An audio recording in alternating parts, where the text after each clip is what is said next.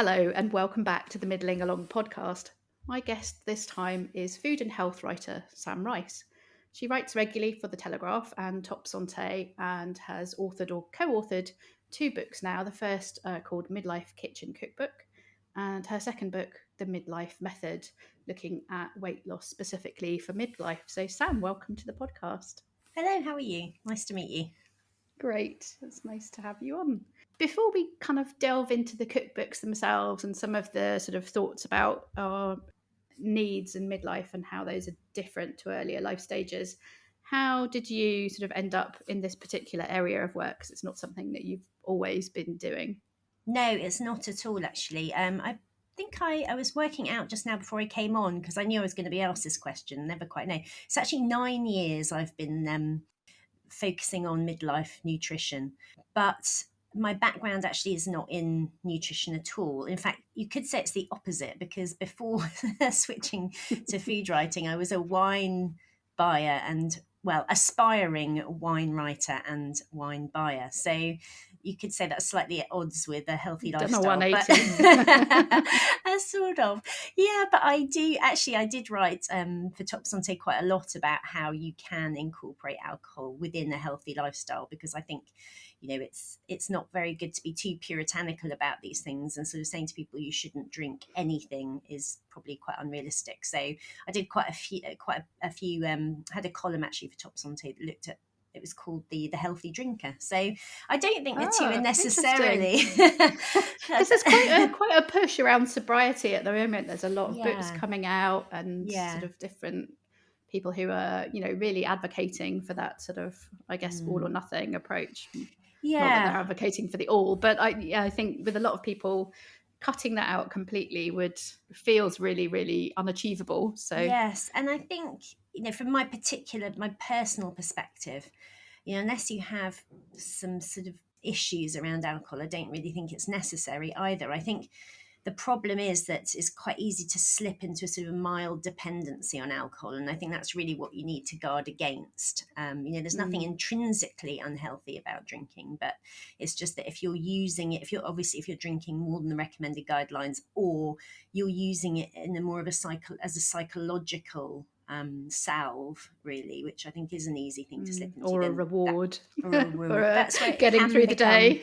that's where it So, can become problematic. So yeah, obviously I'm quite interested in that area, and with a background in wine, I do really love wine, so I don't want to give it up. So that's not really an option for me.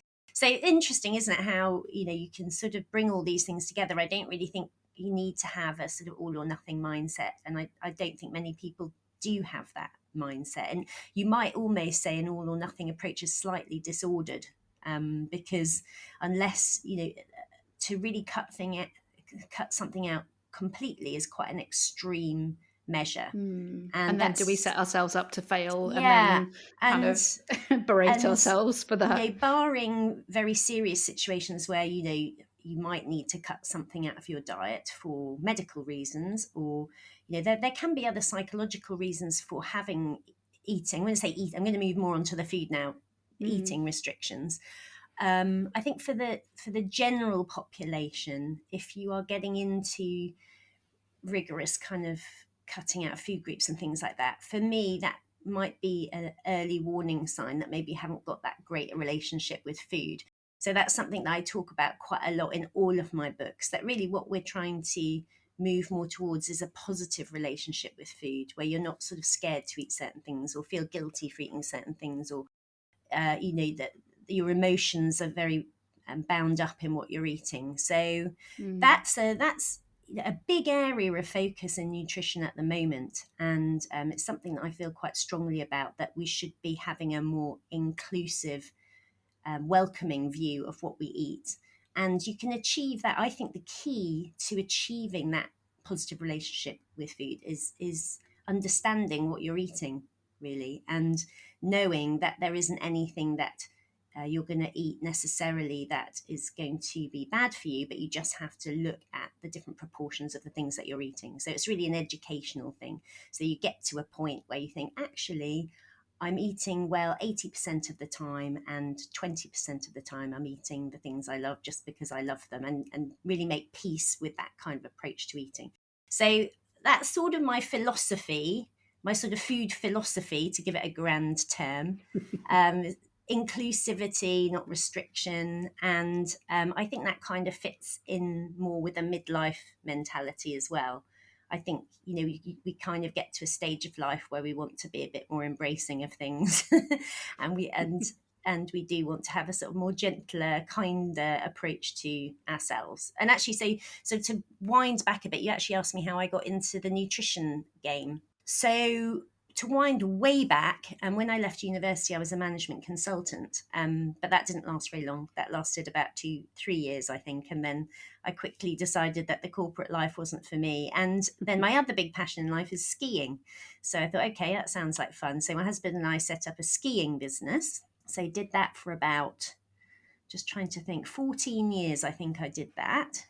And then when my youngest daughter was born, I decided I wanted to do something different and go back to college. And that's where the wine came in, because I was living in Brighton at the time. And there's a very good, the UK's wine school, Plumpton College, is just outside Brighton. So I thought that sounds like fun. So I signed up to do my WSET diploma, which took me 3 years. And once I'd got that, I decided, right, wine's my thing. I want to do wine buying. I want to do wine writing. And that's what I was focusing on. But unfortunately, or fortunately, you can look at it that way, I suppose, we decided that we needed a life change, and we wanted to take a year out with our kids, who were 5 and 11 at the time, and to have a bit of a family adventure. So we decided to go to Bali, of all places, for a year. Initially, it was supposed to be for a year, and we stayed for 5 years. And that's all great, but Bali is not a great place for wine. There is no wine scene Right. in Bali. So time to pivot again. Yeah, so it's like, okay, well, I've just spent 3-4 years doing the wine thing, and now there's literally nothing I can do with it in Bali. I did do a little bit of wine writing, actually, but there wasn't really enough going on. So, but the one thing that Bali does have that's incredible is their health food scene. So sort of getting to Bali and thinking, new chapter, and I'm going to get healthy. And I was 42 at the time, and the kids were still quite demanding, and I'd not really had that much time to sort of focus on my own health. But suddenly I did, and I thought, okay, this is what I'm going to focus on, mainly as a consumer of food, because I wanted to eat the lovely healthy food. I wasn't really thinking about cookbooks or nutrition at that stage. I was just enjoying all the very kind of inspirational health food that was on offer in Bali. A real sort of fusion of sort of Balinese traditional cooking and aesthetics, because they're a very aesthetic people, and they make everything look beautiful. And then there was a lot of Australian influence in Bali, so they've got a great health food scene in Australia, so that was all coming across as well. So there are all these places popping up. And then what happened was, my friend Mimi Spencer, who I wrote my first book, Midlife Kitchen, with, she came over for a holiday, just sort of a girls' trip, and we did a lot of traveling around Bali, sampling all these lovely, we did everything from sort of raw vegan food to everything was going on, and we tried it all. And at the end of that holiday, we just felt very inspired and thought initially we might set up a blog based on this kind of healthy food, because it was really appealing to our midlife palates. And we sort of felt that maybe our taste had slightly changed as we got older. We were craving and enjoying different foods to perhaps what we'd eaten in our 20s and 30s, and moving away from sort of really heavy carb based meals into like fresher flavors and textures, and just sort of enjoying far more. People find it incredible, but to actually say I much prefer an interesting salad than a slice of pizza, but I think that's the transition that kind of happened. And Mimi had already written a couple of books before, most famously the Fast Diet with Michael Mosley, and she'd already written a couple of cookbooks. So we thought, well, okay, we can do something with this food stuff. And within the space of about 2-3 weeks, we put together the concept for, well, the blog / book, whatever it was going to be, the Midlife Kitchen. And I think it was really right at the beginning of the rebranding of midlife. So the term middle age was being phased out and midlife was coming in, and we could feel like there was some momentum building around that. So we actually then took the ideas to some publishers, and I think they could see that also, that actually this midlife idea was going to explode, and I think we can all say it has in the last few years.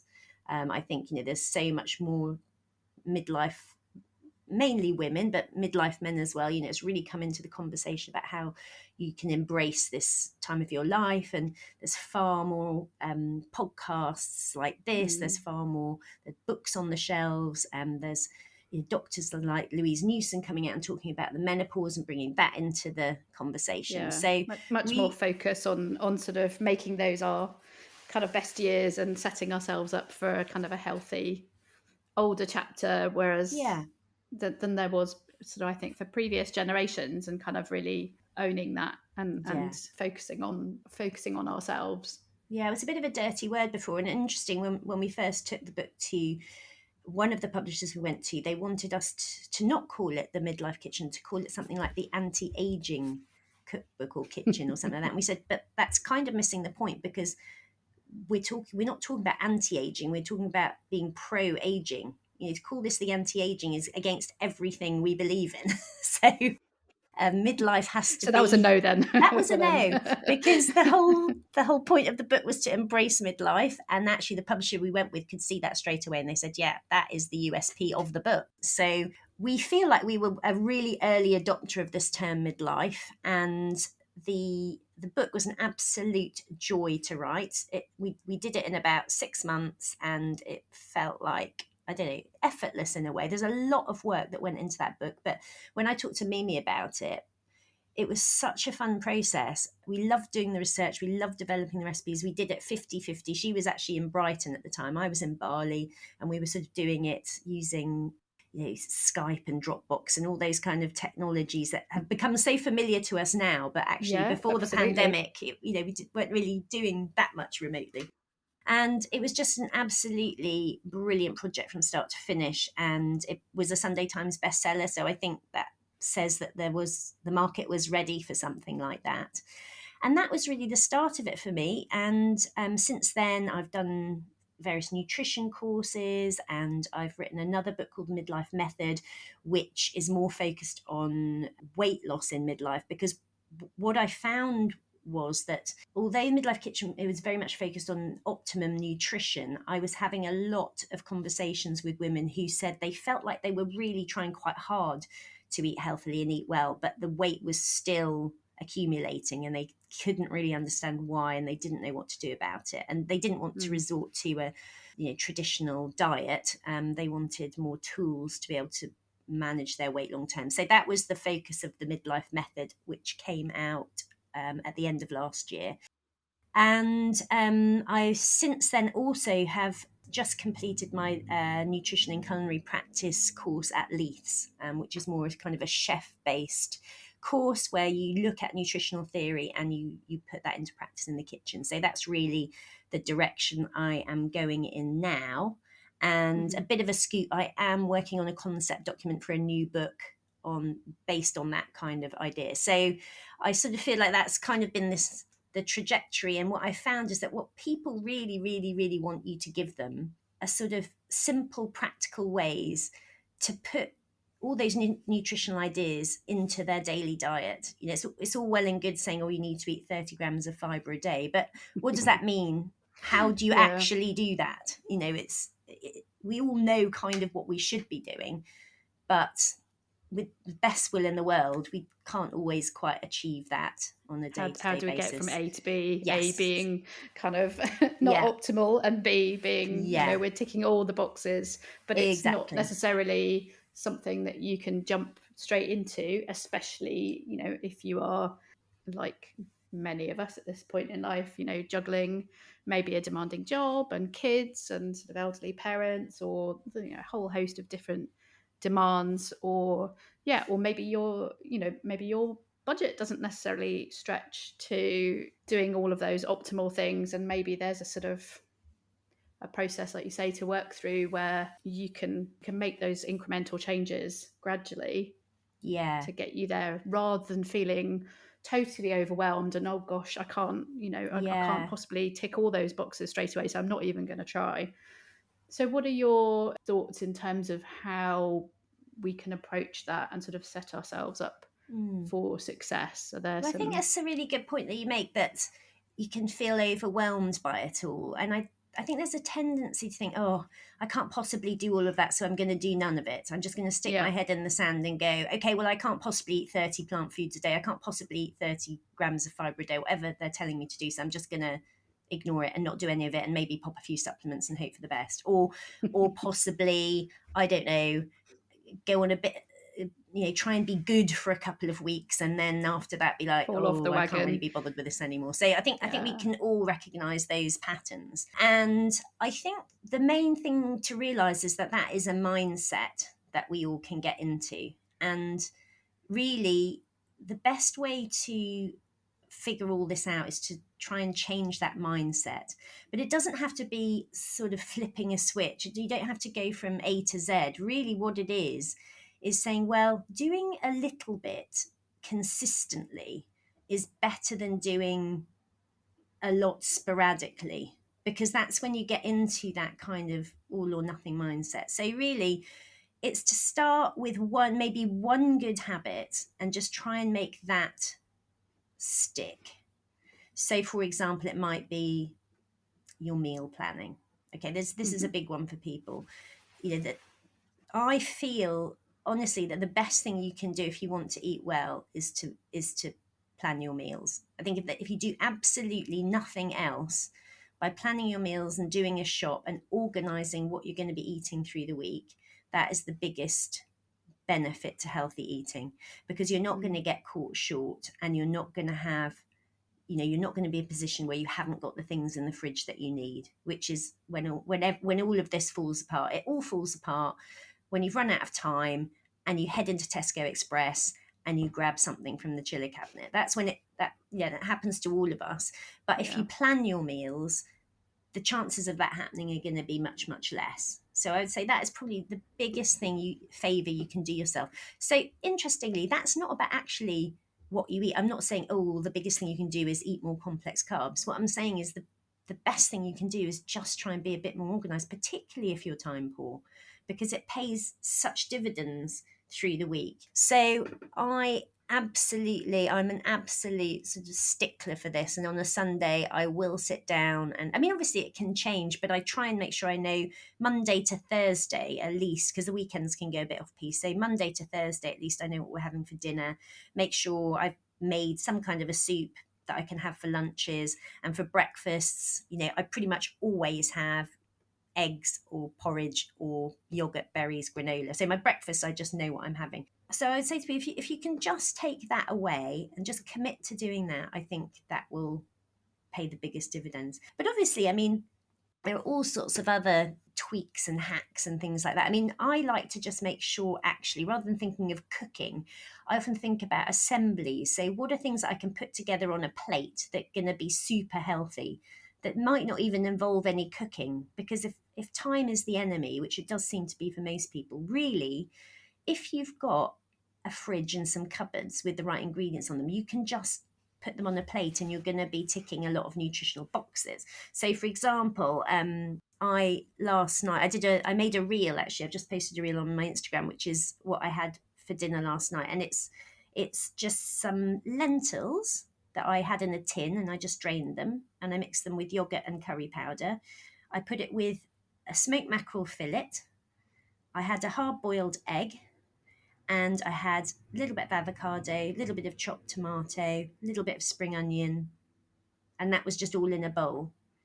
And there wasn't really any, apart from boiling the egg, there was no cooking involved at all. But because I had those ingredients to You've got hand, those building blocks. I I think could, that's, for me, that's where I fall down. We do meal plan our sort of evening meals, but lunches tend to be a little bit more grab and go. So I think that's definitely yeah, an area where a bit more sort of forethought and, like you say, a bit more sort of strategic cupboard standby yeah. planning Yeah, might I think help. if you just had, say you could just build up, I don't know, five, and actually in the midlife method, I give quite a lot of breakfast assemblies and lunch assemblies, because I think they're really useful for people.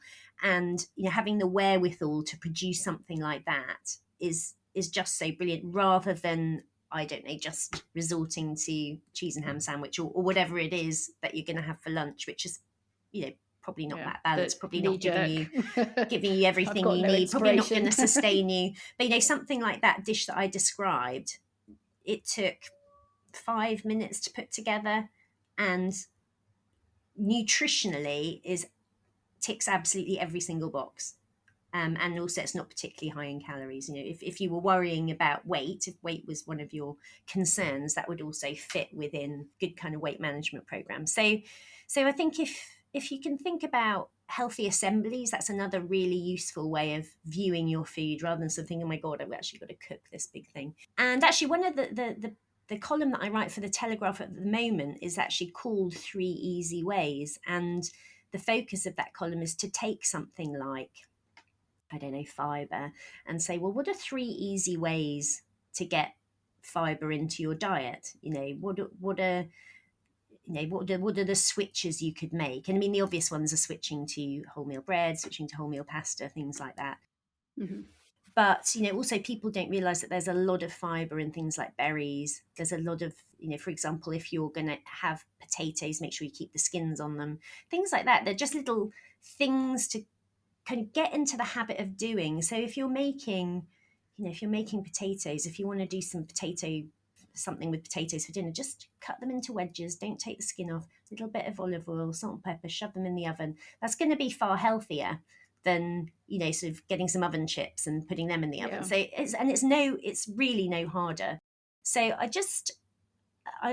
one of the things I think really my niche now is moving into this kind of giving people those little ideas that they can incorporate really easily, and it all adds up. It's a cumulative thing, like I said before, rather than sort of seeing it as overwhelming. Just see all these little things that you can do that will add up to make quite a difference, rather than having to completely overhaul what you eat. So yeah, that's kind of the direction I'm going in, and I hope that if people want to, well, hopefully they'll buy my new book, which will be very much focused on this area, but I haven't written it yet. So you might have to wait a bit for that one. But the Midlife Well, yeah, Method. hopefully come back and talk to us when it's out. Yeah, I've got to do a bit of work there first. But the Midlife Method does have a lot of this sort of stuff in it. And the premise of it really is trying to empower people to make the necessary changes. And sometimes with the sort of the time poor thing, I think it's quite often, again, a mindset in that, we are busy, we have got a lot going on, but we can still somehow find half an hour for Instagram. So Yeah. it is a priorities thing. And if you can prioritize what you eat above maybe some other things, it doesn't take that much longer to prepare something to eat that's healthy than to prepare something that's unhealthy. And you do have to do it. You do have to eat 3 times a day. So if you sort of say, well, given that I am going to have to do this, it's much better to sort of maybe put an extra 5-10 minutes into really thinking about something healthy I can eat, and not, maybe not getting too trapped by the time poor narrative and making food your lowest priority. I think I was definitely guilty of that. And then suddenly, when I kind of re-educated myself about it, I thought, well, it's not actually that hard to put a few healthy things in a bowl. It's really not that hard. So I think it all comes back to mindset, and maybe just trying to get away from negative thought patterns, recognize what they are, recognize what your weaknesses are. For example, I really like pastry based things, and they're not the healthiest, but anything with pastry in it I love. So I for sure wouldn't go into a bakery and put myself in that position. Having said that, you don't want to not eat the things that you love. So for this time of year, I'm talking about mince pies. We're talking about mince pies Yep. here. I'm not going to put too much temptation in my way. Having said that, I love mince pies, and I will eat quite a few over the next month. There's no question about that. But it's okay because I've rationalized it. I don't feel guilty about it, and I will have a few. But I'm not going to go and buy a whole box of, I'm on my own at home at the moment because my husband's abroad and my son's at university, my daughter's at school. So I'm on my own. There is no way I'm going to go and buy myself a box of 6 mince pies because you know what's going to happen. I know what's going to happen. Whereas if I go around to my friend's house and she's got some mince pies, I'll have one. So I think it's all those kind of things, knowing knowing where your weaknesses are and maybe just having little strategies for them. I call them food strategies. So I know what my weaknesses are: wine, mince pies. I know. So I just have to have strategies in place. So for example, with wine, I try not to have too much in the house, because I try not to drink too much in the week. But for the weekend, I might go out and buy a bottle of wine or two, but I don't want to have loads of it in the house, because then it's like a constant temptation. And it's the same with the things that I particularly crave and love. I want to have them from time to time, but I don't want to have them on tap. So I think just being a bit honest with yourself and also allowing yourself to have the things that you like, but not having them readily available all the time, because we're only human. I mean, we're not designed to necessarily resist everything that's put in our path. So I think that's too much to expect of yourself as well. You were saying that your children are obviously a bit older now. I think one of the other things that I struggle with, and possibly some other people listening, is, ending up prepping two different meals because, there's no way my kids are going to eat a lentil Mm-hmm. spinach salad. Yeah. So any kind of good thoughts in terms of Yeah, that's a introducing, difficult one, maybe isn't it? kind of introducing kids to the kinds of foods that we want to be Yeah. eating? Or Well, I totally hear you on that one, because I mean, my son, he's left home now, but he was a sort of a carb loving carnivore. And my daughter, she's no longer vegetarian. I have to say, she started at boarding school this year and decided being a vegetarian at boarding school is just going to be too disgusting. And she said, I just know that they're not going to come up with nice vegetarian options. And I think she has been proved right. But she was for a long time a vegetarian, for about 5 years. And she doesn't particularly like carbs. So I had very much that situation. So the way I've always approached that is to just kind of deconstruct the meals a little bit. So I find the things that we do all like. Say, for example, thankfully, we all like fish. My daughter was actually a pescatarian, not a vegetarian. I should be more specific there. So she did eat fish, and so I would always base a meal around the one thing I know we would all eat, which would be a nice piece of fish. So let's call it salmon. And then I would do, for my daughter who didn't like saucy things, a plain piece of salmon. And for us, I would make a really nice, say, Asian sambal-y thing to put over the salmon. And then in terms of vegetables, I would pretty much always make an interesting salad, because me and my husband like an interesting salad, and that might have some lentils and some other things in it. And for the kids, I would simply just blanch, lightly cook or steam the vegetables that I know that they like, and we would put that with it, and sometimes they would eat a bit of the salad. Like my daughter does like Greek salad, so Greek salad she would eat a bit of. So I think if you have that deconstructed idea about it, try and make the basis of the meal something you're all going to like, and maybe just think a little bit more creatively around the side dishes that you serve with that. So for example, if you really want to put a carb with it, like my kids really didn't like brown rice, but I wanted to include, say, brown rice with that meal because it's healthy. So I would do half and half. I would do half white and half brown rice, and I would cook it, and that was a compromise we could all live with. So I think there are ways around it. I think cooking two completely separate meals was just never an option for me. I just did not have the time or the bandwidth to do that.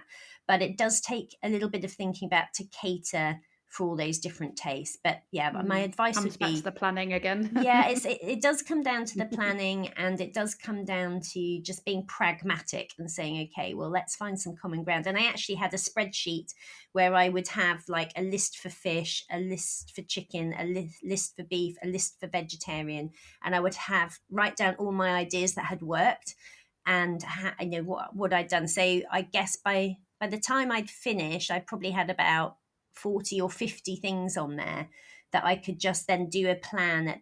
When I was doing my planning, I could just look at the spreadsheet and go, okay, well, we haven't had the chicken Thai bake for ages. Okay, we'll have that one. And, so I would say if you can get into that sort of planning mentality and build up that repertoire so that you don't have to keep reinventing the wheel every time it comes round to doing your meal plans. Yeah, no, I think that's definitely one of the traps that we fall in when we're planning, is that we do stick to a very sort of limited number Yeah. of dishes. And So I sometimes think, you'll make something that really works, and like, oh, that really worked. Everyone really loved that. And then you sort of forget about it, don't you? And you haven't really made a record of it. And then every Sunday when you're doing your plan, you think, oh God, what are we going to have this week? It's like you're starting from scratch. And I think that's quite off-putting for people. So maybe that little tip will help people get a bit more invested in the meal planning idea. yeah, I think definitely getting a bit more sort of creative with salads, because I think generally for me, salad has always been, cucumber, which I'm not a huge fan of, No, I'm lettuce, not a big fan. tomatoes. I'm not a big fan of cucumber. But, I think but with there's a so many other salad, things you can yeah, do. I mean, if you think of a salad as just being chopped up vegetables rather than leaves, tomato, and cucumber, a salad is just chopped up vegetables. It can be literally anything you've got in your fridge. It can be carrots, it can be beetroot, it can be cabbage, anything you can shred up and put in a salad. So don't get sucked into the idea of salad leaves necessarily. And raw veg is the best way to eat it because it maintains all the nutrients. So eating it raw is by far the best. And always try and think of putting a grain in there. So you can buy these pouches of grains now, of lentils and all that. Putting a grain in there is a really good idea. Fill you up.